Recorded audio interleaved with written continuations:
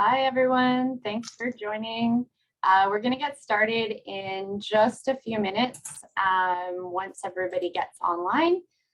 In the meantime, feel free to put yourself on mute if you can. You can update your name if you like, and feel free to say hello in the chat.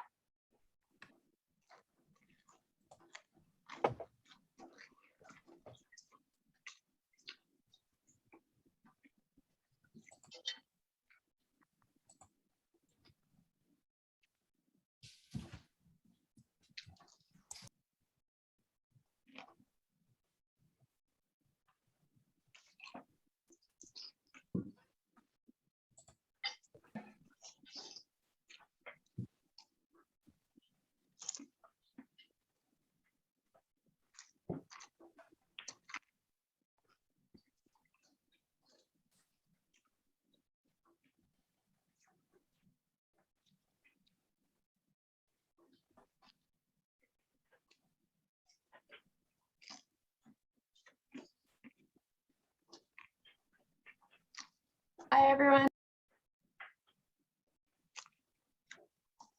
Hello. Hi, everyone.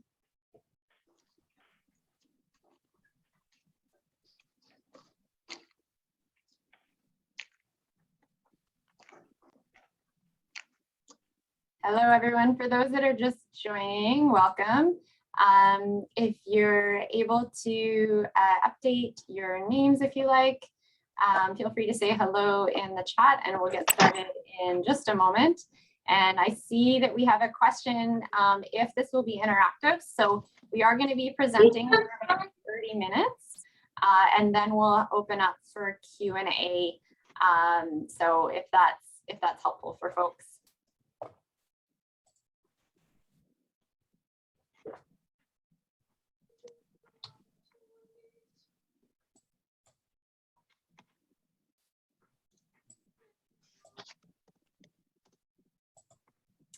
Okay, so welcome everyone. It is 12 o'clock on the dot for me at least, and an hour for many others, or the half hour if you're joining from Newfoundland. Do you guys want peanut butter sandwiches with cucumbers? Yes. Okay. And if I can just remind everyone to mute yourself, or we will try to find that for you. Okay, thanks everyone. So welcome to today's webinar on Farm to School Canada grants. My name is Jessie Veenstra. I am the Director for Farm to Cafeteria Canada. My pronouns are she, her. It's my pleasure to be joining you today from the traditional ancestral lands and unceded Musqueam, Squamish, and Tsleil-Waututh nations in what is now called Vancouver. And if you'd like to introduce yourself in the chat, we welcome you to do so. I see some folks are already starting to do that.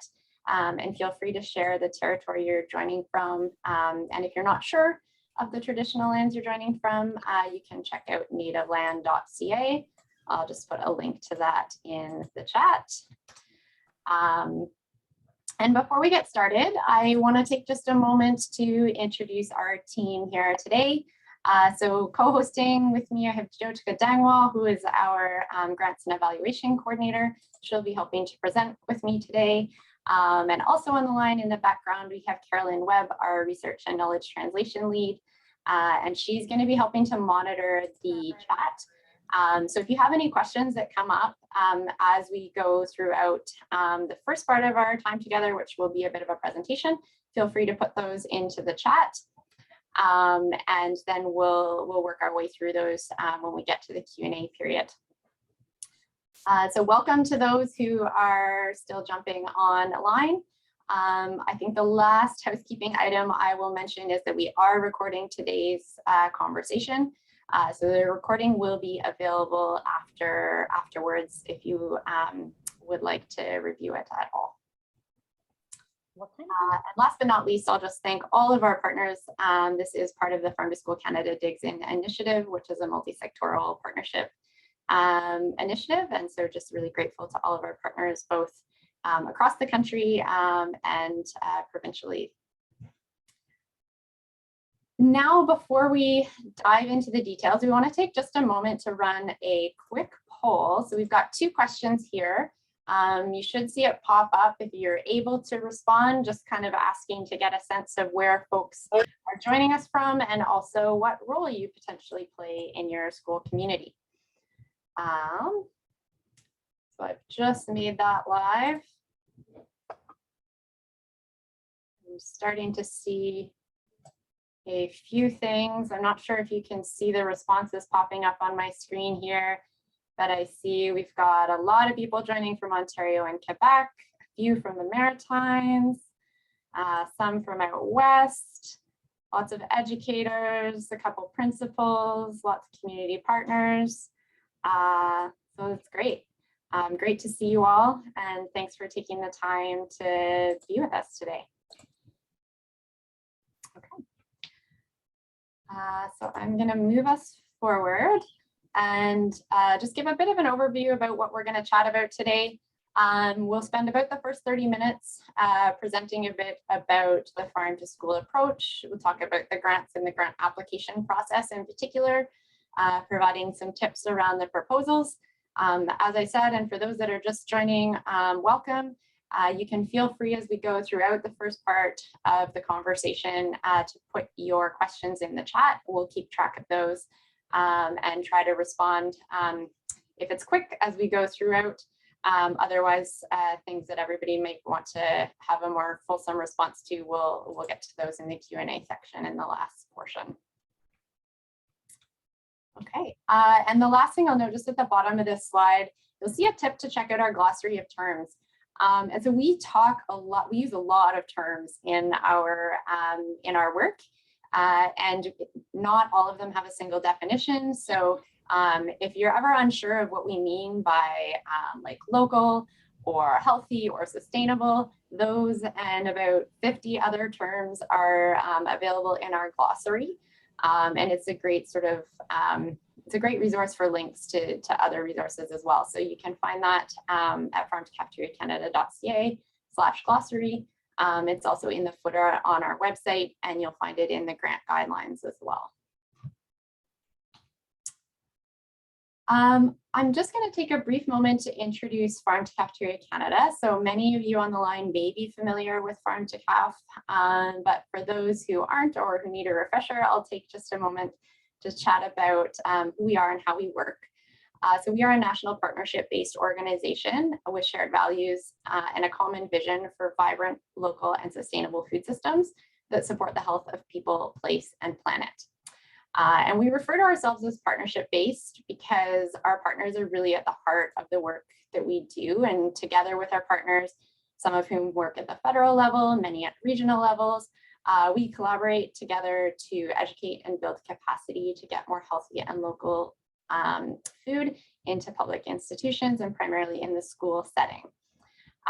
And importantly, as we go throughout the conversation today too, you'll see that community partners at a local level play a really important role in this work as well. So we really value partnerships. And the way that we work is through what we refer to as a farm to school approach. And I'm going to take a few minutes just to really talk about what we mean when we talk about the farm to school approach, because it is really central to these grants.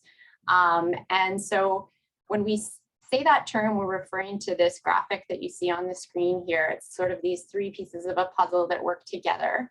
And it's really a lens through which we view school food. And it's about more than just what students eat for lunch. It's a comprehensive model, but also a very flexible one. And how it's applied looks different in every school. And so we'll talk a bit more about that as we go through the presentation. But I'll also just note that it's important to also acknowledge that when we say the approach is flexible, it means it might not always include farms even. So local food can come from many different places. And sometimes you'll hear us refer to this as farm to school or local food to school approach. So you'll see oftentimes both terms used, and we encourage you to use the term that feels right for your school.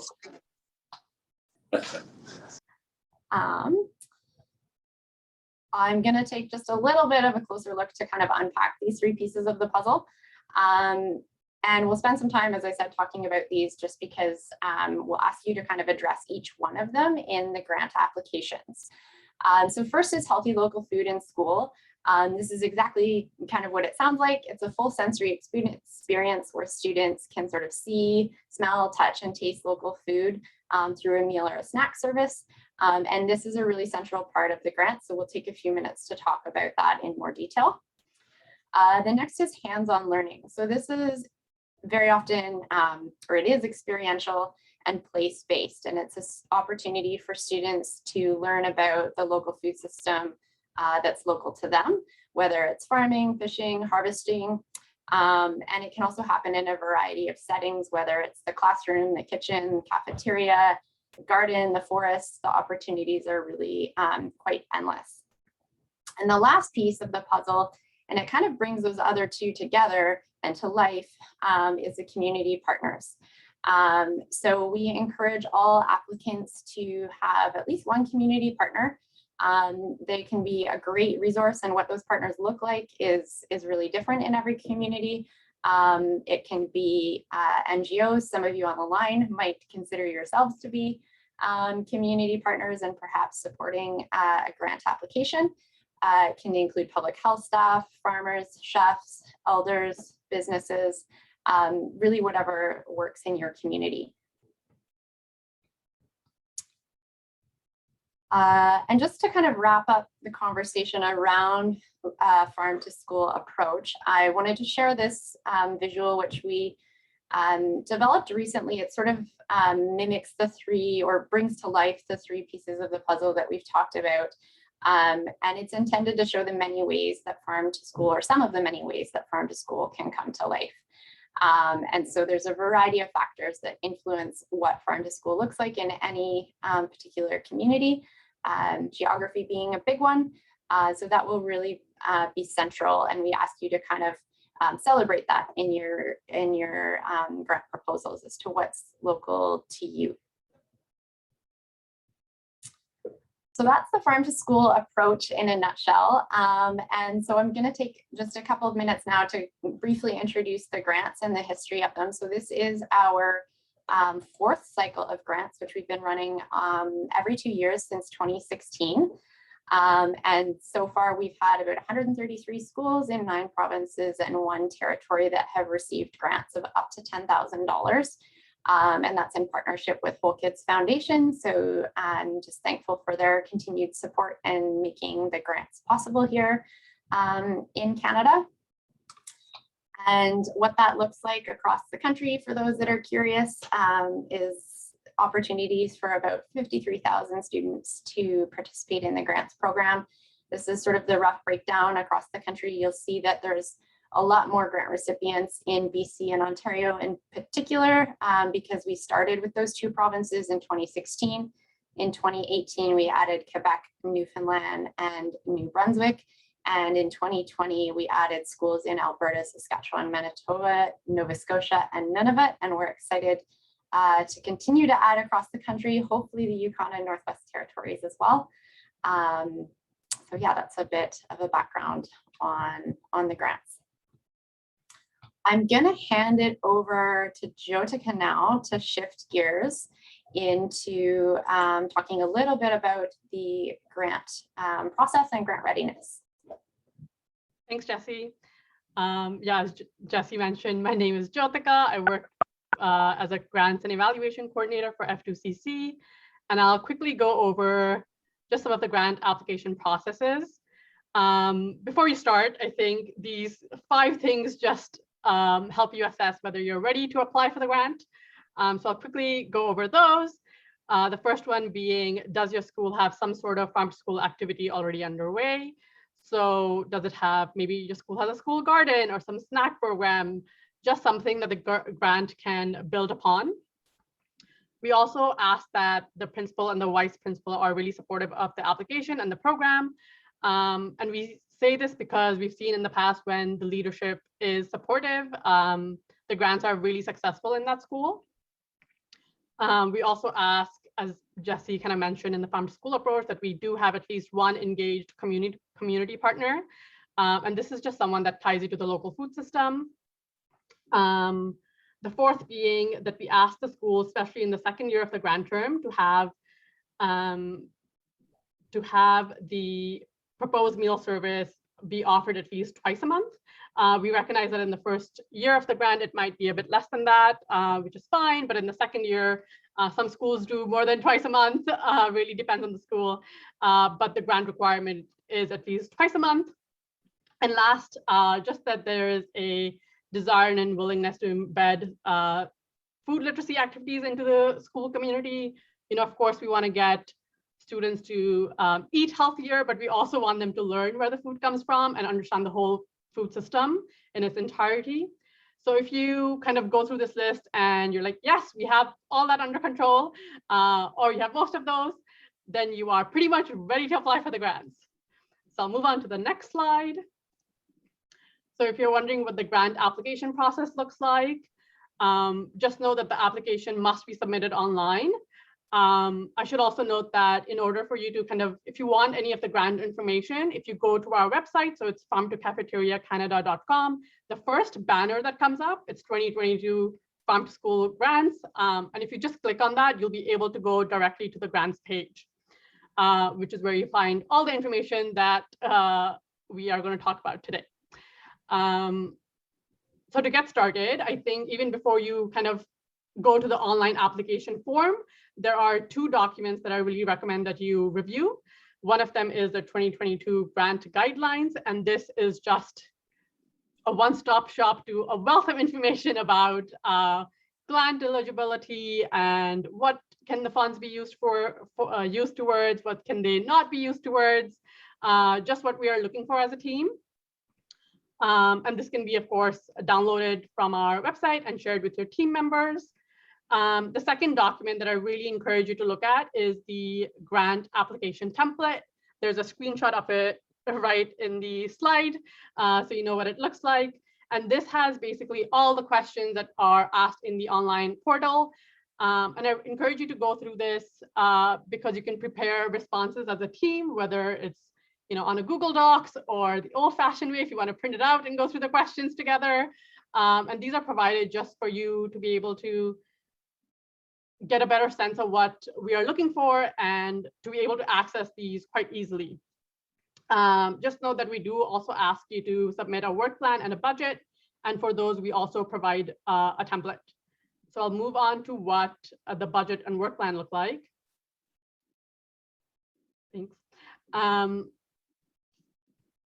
So for the budget, as I said, we do provide a template, and we just want to see, that your goals and appropriate funds are allotted towards appropriate things. So, 9,000 of the budget is not, spent on space modification, for example.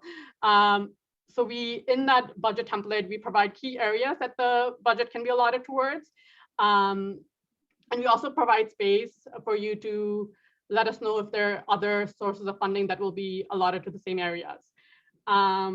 We also have a work plan. Again, this is really, really simple. You just kind of outline the key activities that are going to take place and who's responsible. I should note that the grant funds cannot be used for staff salaries and continuous food costs. And this is just so, we don't use up all the grants. The grants would run out pretty quickly if we did a lot for staff salaries and food for meal services that are taking place. And I think these plans are really helpful, of course, for us to see what you're up to, but also for you when you do get to know about your application and whether it was successful. I find that schools, there's a bit of time between when you apply for the grant and when you are notified. So schools are almost like, oh no, where do we start? But you have actually done most of the work already, and you can just refer back to these documents to know when to start, where to start, and you've done most of the work anyways. So I'll move on to the online application process.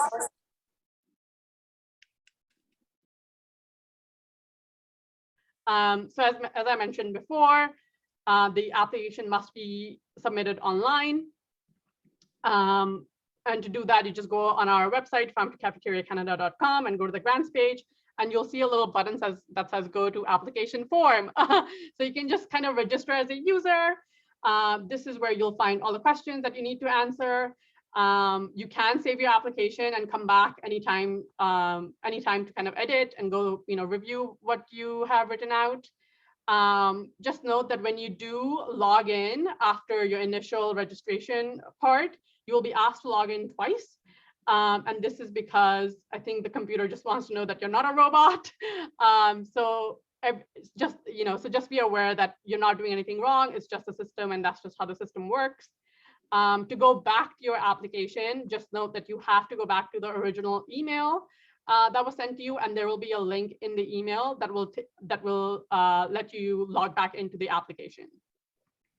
Once submitted, you will not be able to edit your application, but you will get a confirmation email saying that you've submitted your application and the application that you submitted to us for your records. Which is why I really, really encourage you to go through the application template where you can prepare responses so you can reduce the burden of kind of logging back into the system in the online portal, and just copy paste your answers and make that pretty simple for yourself. And last but not least, we'll go quickly over the dates. The next slide. Someone just asked, can you save your work on the online application? Yes, you can save your online application and come back to it anytime before the deadline or before you submit it. Important dates. So the grant application is already open, which is great. We do close in January 31st. And we really will try and notify you of your application status on April 1st and issue funds to you in June. We know that the grant period actually starts in September 2022 and ends in 2024. Hence, it runs for about 2 years. But we try and notify you a bit earlier because I know some schools really want to get started with buying equipment and just planning before September or before you come back from vacation. So hopefully that was clear and you're able to get a good sense of where things are and how to apply. And I will pass it on to Jessie to show you examples of successful meal service.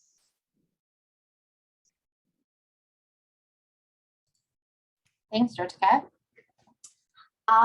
So I'm going to spend a few minutes to talk about the meal service, as I mentioned, because it is a really kind of core component of the grants. And we've got here a photo of a salad bar. Some folks who maybe are familiar with our grants from previous years will know that the salad bar in particular has been a really central component of the meal service. So we'll talk about that as an example, but just know for this year that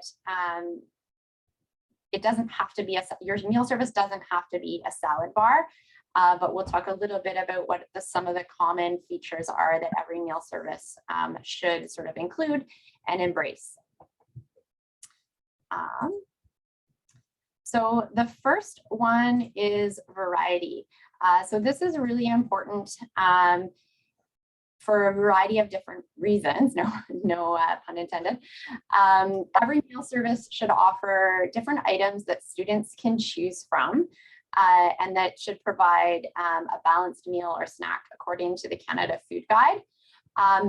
In the case of a salad bar, that quite often is individual ingredients. So you'll see often a variety of veggies, maybe fruits, cooked grains or legumes, eggs, cheese, a variety of different dressings.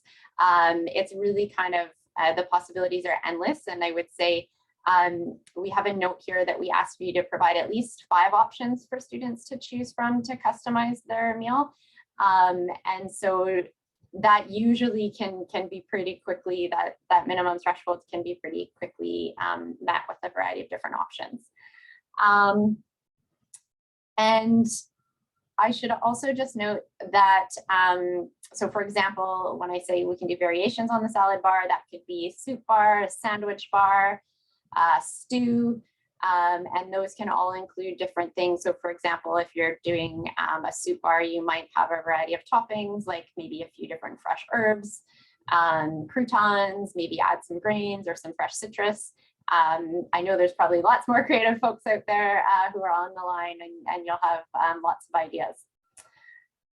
The next thing that I'll note is that variety also can refer to changing the menu in terms of what's offered week to week.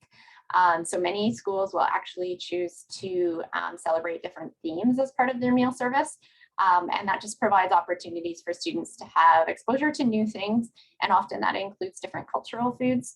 So many schools will use their meal service bar to celebrate different holidays or school and community events, which can really be a sort of a fun way to kind of bring the school together around food and celebration. The last thing I'll just note here is also that if your school has an existing meal service, so if you, for instance, especially if you have a cafeteria, your proposed program should build on and integrate that, because we know successful and sustainable initiatives are ones that kind of work with what the school already has. So just make sure that if you do have a program, that whoever the lead of that is supportive and engaged in the planning process, because their support and participation will be really important to the success of what you propose. The next thing that all of the meal services should include, and this really builds on variety, is the opportunity for student choice. This is really, really important, that students have an opportunity to have a say in what goes on their plate or in their bowl. And pre-pandemic, that actually looked like students being able to serve themselves, which was very doable, even with the youngsters, sometimes with a little assistance, but doable. We know that that can be more challenging, especially right now. Don't know what next school year will look like. We're hopeful that students, at least in some areas, might be able to serve themselves. But if not, just to say we recognize that, and that's okay. Above all, your service should be in accordance with your local public health guidelines. And so with that in mind, we encourage you to connect with your public health officials, whether it's your inspector or environmental health officer, and just explain what you're looking to do, get their buy-in early on, support. It can really be so invaluable and will actually be required before you start your meal service. So engage those folks early. And if you're not able to have students serve themselves, there's a variety of other ways, creative ways, that students can be involved in having a say of what goes on their plate. Whether it's sort of voting for their favorites or a recipe contest, or even simply just having somebody serve and they get to say how much and what they would like of the different items. The next important piece to consider with the meal service is integrating as much as possible local and seasonal foods. So as we talked about, the farm or local food to school approach is about connecting students with their local food system. So this means creating opportunities for them to actually eat local food at school. But that doesn't mean that all the food that serves has to be locally sourced. We know that that's not necessarily possible. And so sometimes schools will tend to do more local food sort of in the early fall and later spring when more local food is available. You can also do it through preserved and dried foods. There's a variety of different ways. And sometimes it just means supplementing from the food that's accessible in your region at a given time. But with that, I would also say that it's a really great opportunity to talk about seasonality. So for instance, right now, it might be hard to get some locally sourced foods depending on where you're located, but maybe there's something that's in season that's from another place, and it's an opportunity to talk about maybe the cultural significance of that food and where it comes from and why it's in season. For me, I'm personally really excited right now every year around this time of year when pomegranates come into season. Not locally here, but they're a guilty pleasure for sure, or probably not guilty, but it's certainly a pleasure at this time of year. And they're also a really fun one to explore with students. So all that to say is just to remember that feature local ingredients when you can. If they're not available, there's really still a lot of opportunities to incorporate learning for students. That's just as important and impactful. The last or second to last thing I'll talk about is accessibility. So Jyotika spoke to this a little bit earlier in terms of striving to offer the meal service 2 times a month. Every school is different. Some schools offer it every day. For instance, if they have a cafeteria, some offer it once a week, every 2 weeks. It really is up to what works for you. We just say that on average about twice a month. And so in that first year of the grant, as Jyotika mentioned, you know, we don't expect you to kind of hit the ground running offering a meal service right away. We encourage you to kind of take that first term to build up your program, you know, fine tune your planning, get all of your partners engaged, get students and families excited, and then kind of slowly launch in the second term of your first year. That's what most schools tend to do. That being said, if you're raring to go in the fall, that's great too, but just know that there is flexibility there. Next is related to all grant activities being as accessible to all students who would like to participate. So that includes both the meal service and also food literacy activities. And again, I'll just remind folks that grant money cannot go toward food costs just because it would go really, really quickly. So when you submit your application, we will ask you to include details as to how you will make the service accessible to all students. And that looks really different for every school. If there's questions about that, we can talk about some examples in the Q&A. And then last but not least, a really important part of accessibility is not just that activities and the meal service are physically accessible to students, but that schools strive to also ensure culturally diverse and appropriate foods are featured, and that students have an opportunity to see their own traditions reflected in the food that's served and the skills that are taught. So this can be where it's a really great opportunity to also lean into that community partnerships piece of the puzzle, engage with local elders or knowledge keepers, maybe invite a local chef to talk about different cultural food and traditional ways to prepare meals. And last but not least, be creative and have fun. There's so many exciting ways to bring food literacy activities and meal programs to life. Some of the examples that we share are certainly not things that we've come up with on our own, but often from the creativity of past grant recipients and very often students themselves. So embrace student engagement as well. As this is also a great way to really ensure buy-in and long-term sustainability of your programs. The last thing I will mention is we've talked a lot about the meal service component because it is really central, but we also just want to wrap up by reminding folks that hands-on food literacy is an important part of the grants as well. So ensure that that is incorporated. There's many ways, of course, to do that through the meal service itself, but it can take shape of structured activities in the class. It can also be time in the garden or on field trips, and sometimes even at-home activities, which we've seen a lot of schools get pretty creative with in the last couple of years.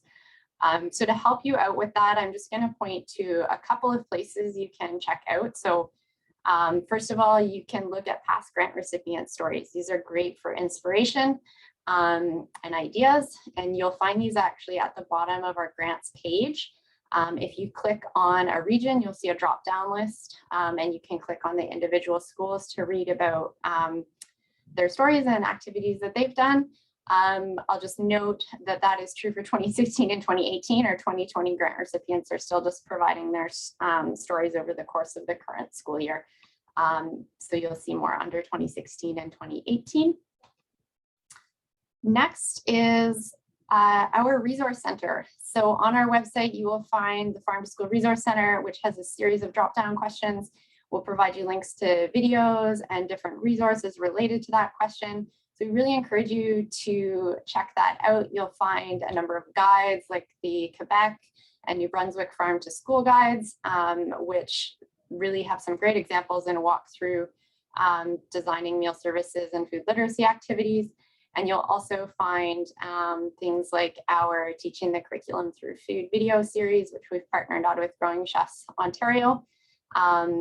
And these are a series of short videos, including things like food themes, activities without food or tasting, which has been especially important recently where we know food service can sometimes be hard in schools lately. So still integrating that learning, but maybe without necessarily having to include food.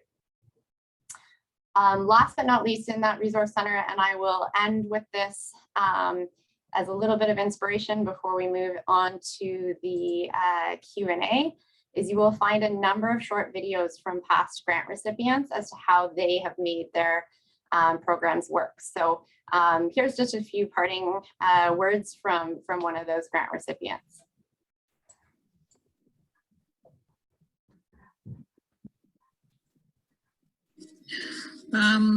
I think we have done a couple of things here how to run the salad bar successfully. One is getting kids excited about fresh foods. So one thing is we grow microgreens with them in their own classes. So each class gets a turn to grow microgreens once a week, and they see it grow, and then those sprouts are served on the salad cart. The microgreens have been a huge hit. Cutting vegetables in unique ways. So we serve beets that look like spaghetti, carrots that look like waffles, cucumbers that look like ribbons. And then we keep on serving the popular food items like corn and chicken more frequently. We are catering to food from other cultures among the students, like samosas is a huge hit in our school. We experimented with an unexpected food. We adults thought that tuna salad would not be popular, but we were in for a huge surprise. We serve about a big can of tuna salad every salad bar day, and it's been a huge hit. Every child asks for it, and so now we are serving it every salad bar day. In terms of our school, they have been very flexible in figuring out the timing of servings. Our young friends from kindergarten to grade 1 come in shift 1. So there are 60 to 70 kids there that get served in 20 minutes. They come before the recess, they leave the salads on the desk, and they come back from the nutrition break. The older students come after the nutrition break, and they continue eating during the next class if necessary, and the serving time is around 60 students in 20 minutes. Okay. So that's just a few. We have a few minutes from Shiva at Oakwood Public School in Ontario. And thanks to Shiva, she's also one of our advisory council members. But you'll find that and many short snippets from different schools, which should hopefully be useful and inspiring. With that, I'm going to open it up for question and answer. And I'm actually going to stop sharing my screen so that you can see our team and our responses. Yes, definitely need a good tuna salad recipe. We'll have to maybe get that from Shiva. So if you have questions, you can feel free to post them in the chat or raise your hand using the reactions or on screen, and I'll keep an eye out. And a copy of the presentation by email. Yes, so we will be emailing out to everybody who's registered a copy of the recording. As well, I should say, if we don't get to everybody's questions before the hour is up, you can feel free to post those in the chat, and we'll do our best to respond to those in written form. And we'll also be posting the recording to our website.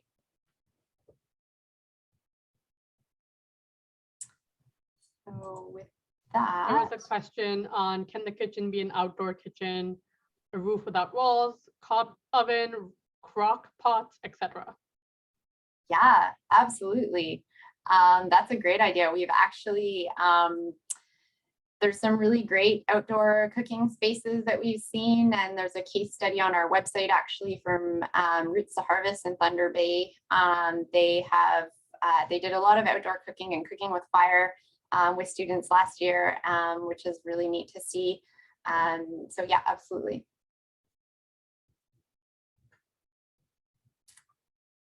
How many people do you need on your team? That's a great question. It really depends. We do recommend having a small team just because it helps to, many hands make light work. But there's no kind of set number. You will notice in the grant application, there's sort of a list of team members, and there's a couple of those that are required. But the others are suggestions, and so you can feel free to include them or not. Like the required ones are basically your lead and your school-based lead and your principal or vice principal.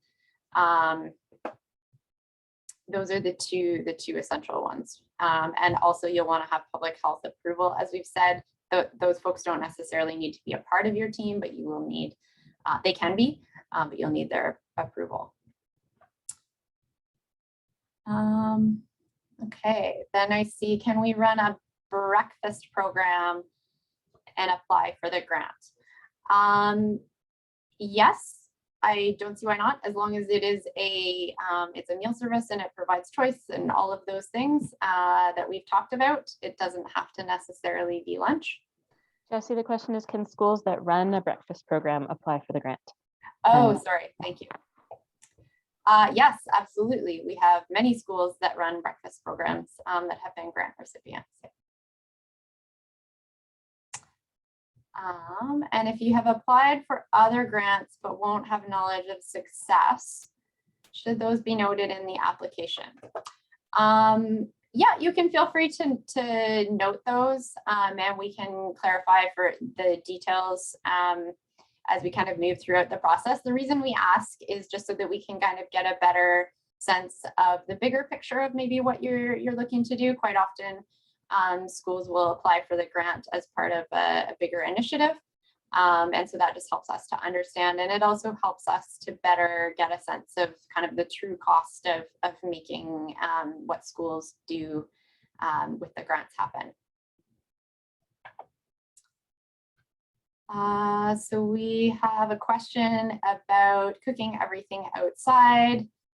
Can the grants be used to help establish a garden, a hen house, and hens? Yes. So you'll see in the budget section of the application, there's a few different areas where the grant funds can be allocated. And there's kind of two areas for equipment that can either be for cooking equipment or kitchen equipment, whether it's indoor or outdoor, and then also garden infrastructure.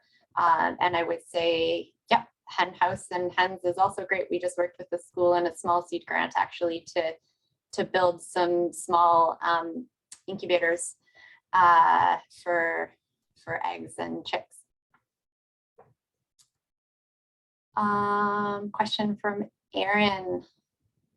Are there people you can touch base with about questions and feedback? Yes, absolutely, great question. So we are here and available. If you have general questions, you can either reach out to Jotica at grants@farmtocafeteriacanada.ca, and we'll make sure that she can either respond to you or someone else in our team can. We also have regional leads in BC, Ontario, Manitoba, Quebec, Newfoundland, and New Brunswick. So if you're in any of those regions, you can feel free to reach out directly to our regional leads. And their information is available on our website. We can put a link to that in the chat. But yes, we're here to answer questions. Can you have next question, more than one community partner? Yes, absolutely. The more the merrier for community partners. That is such a great way to kind of just bring a lot of flexibility and dynamic programs to life. So yes, we encourage all of the community partners.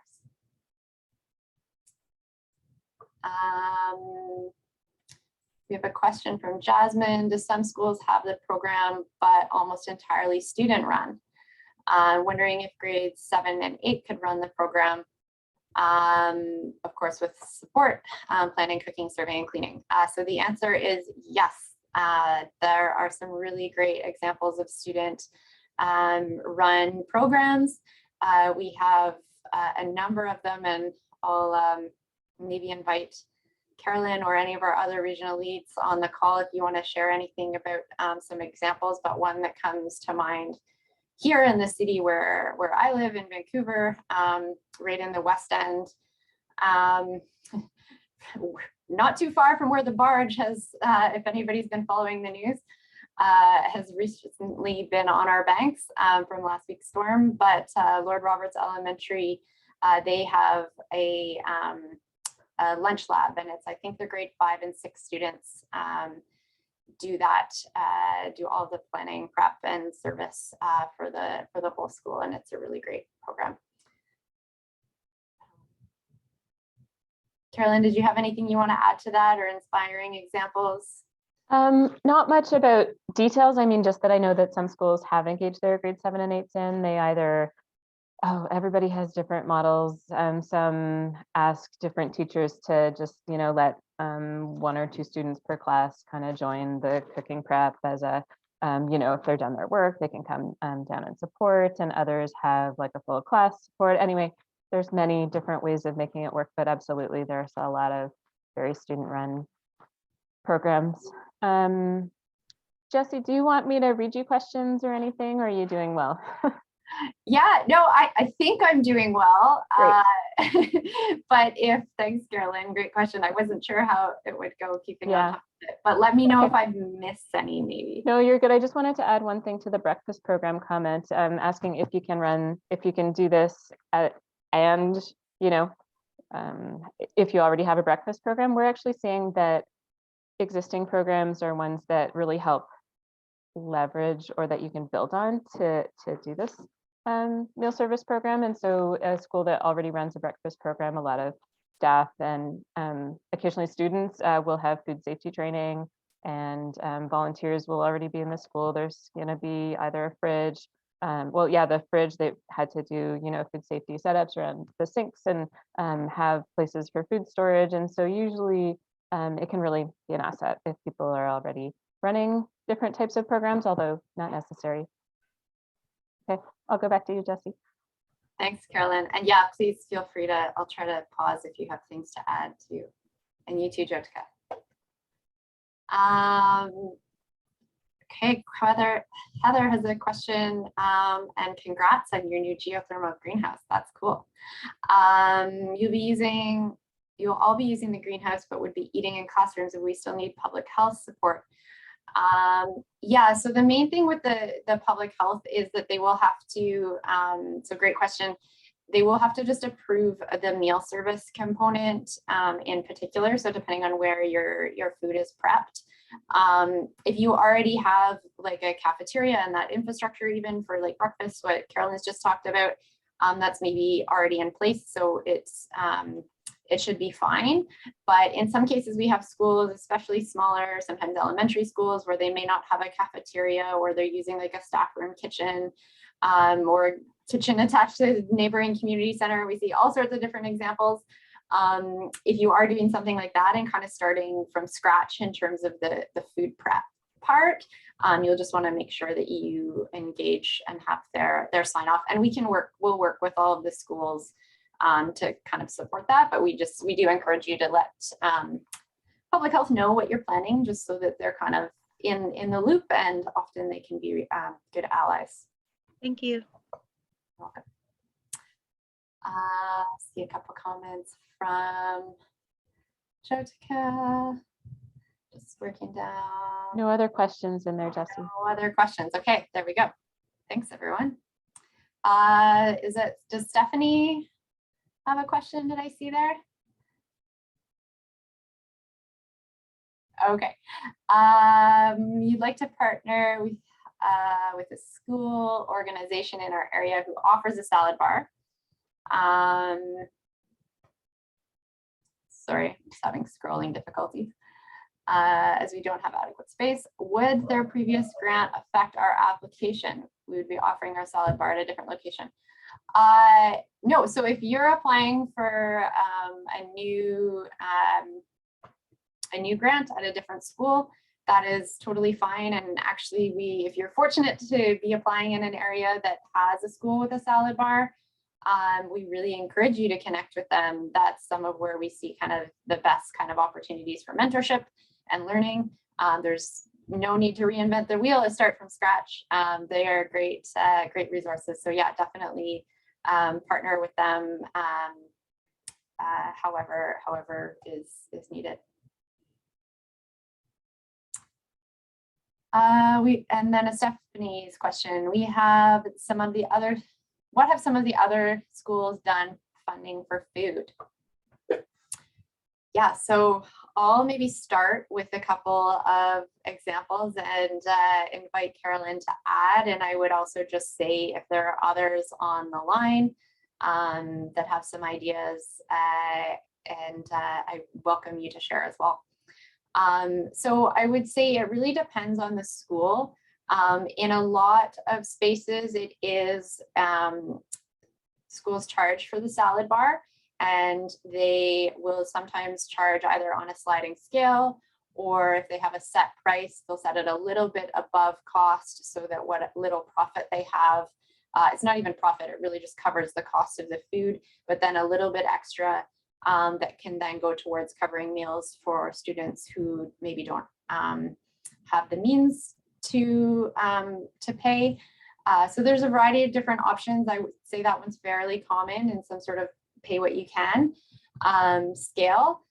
We've seen some examples, especially if schools use like an online purchasing system where some parents can actually say they'll purchase for their student or their child, but they can also choose to add on, and that goes into like a bank for other students.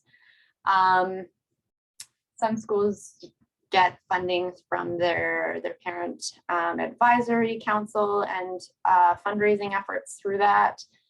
Some schools will do a bit of like social enterprise where they'll host a fundraiser, maybe with things that they grow in the school garden. Different examples like that. I'll maybe pause, and there are others, but I'll see if Carolyn has anything she wants to add. Yeah, I know in Ontario, some of the student nutrition program funding has gone towards some of the food programs. And so money that's coming in for other food programs, people have kind of put it together to fund just I guess higher quality, the fruits and veggies, to support. And so amplifying their existing program. I think you've touched on most of the examples I can think of, Jesse. Yeah, usually the scale is around $3 to $5 that we see, just depending on the students. There are some schools that offer it for free, but they do need that additional stream of funding. Yeah, that's a good point. In some, we have a couple of cases where through a partnership with a community organization or funding from the school board, different examples, then schools are able to offer it for free. Excuse me. Are there any other questions? We've got a few minutes left yet.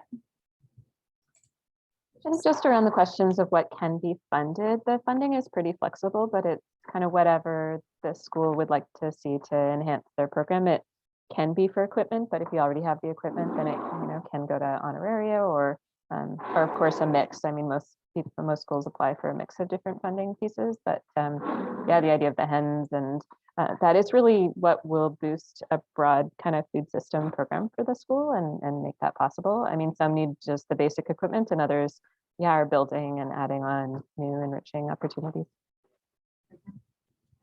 Thanks, Carolyn. Yeah, that's a really good addition. And I would say in part, that's also why we do ask in the budget template that if you have funding from other sources, or maybe not even just the budget template, but we ask kind of to get a picture of in the grant application of what the current infrastructure in your school looks like, so that we can kind of better understand how the funds are kind of helping to enhance that.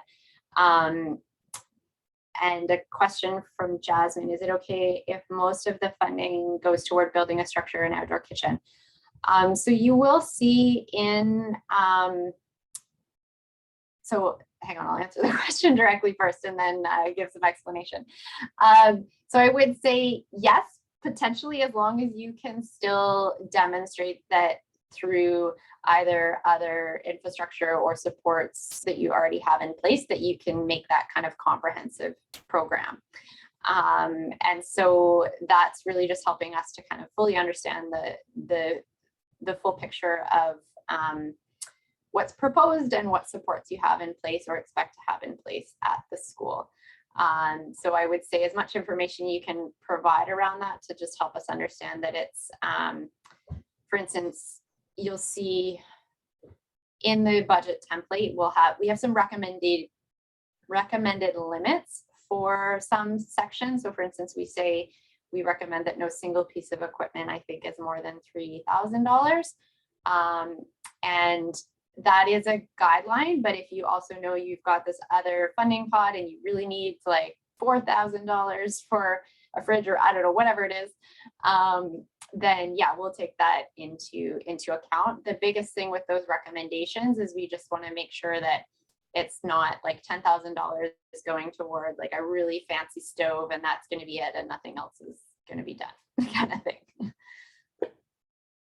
Yeah, Jesse, I can just add to that to say a lot of kind of what the grant reviewers will be looking at is what impact is this money going to have on the school. And so if you can show that, you know, that single structure is going to be able to enable students to come together and cook and provide food for the garden, and that there's going to be all sorts of other programming and exciting things around it, that'd be great. But the idea is that these grants are really going to enhance that student engagement and the meal service and all sorts of pieces. And so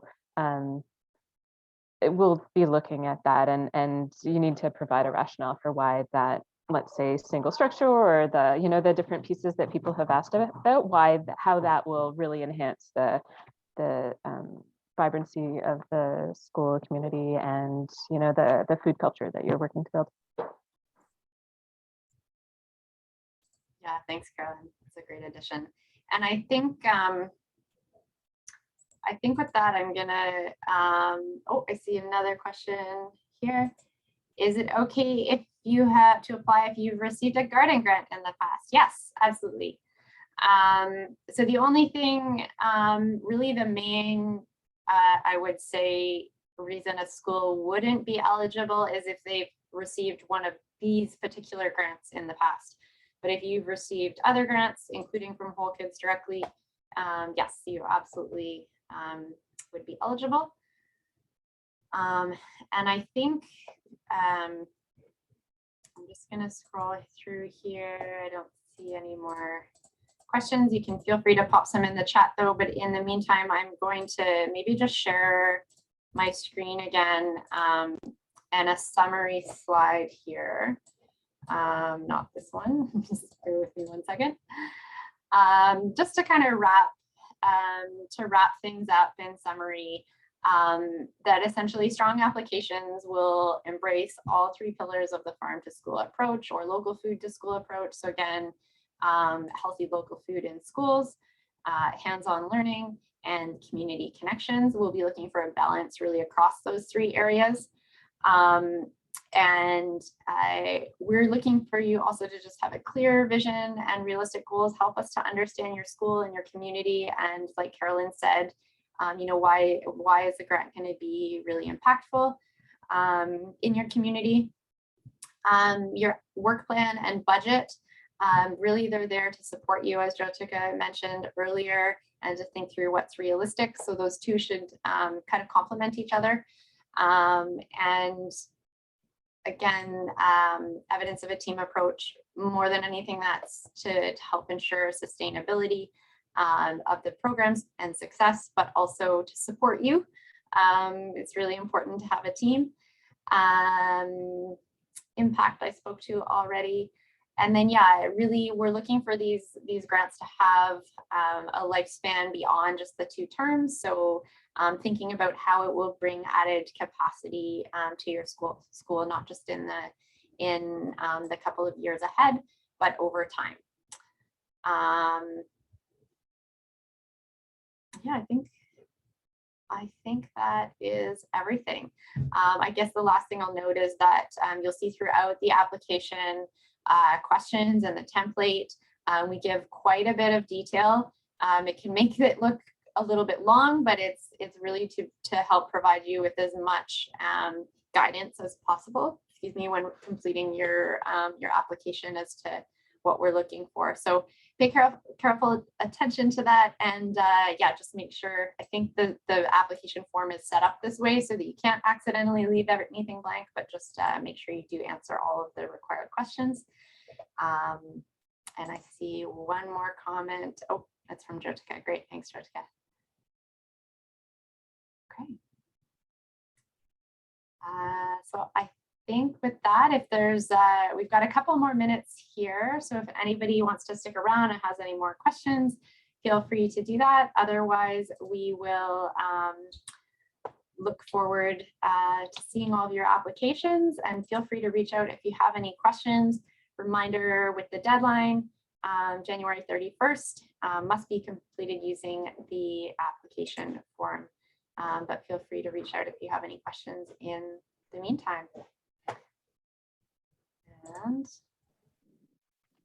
there we go. Thanks, everyone, and enjoy the rest of your day.